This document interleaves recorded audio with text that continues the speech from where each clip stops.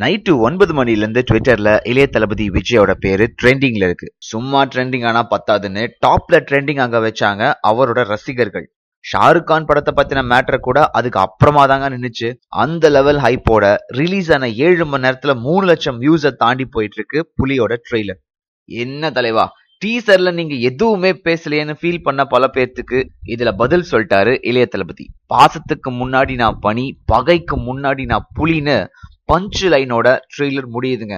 அதுக்கப்புறம் டோட்டலா வேற ஒரு ஹேர் ஸ்டைலோட இளைய தளபதி என்ட்ரி கொடுக்கிறார். 125 கோடி போட்டு படம் எடுத்திருக்கோம்னு டீசர் ரிலீஸ் அப்போ சொன்னாங்க. ஆனா நம்ப முடியல, ஏன்னா கிராபிக்ஸ் அப்படி இருந்துச்சு. ஆனா இப்போ நம்ப முடியுது.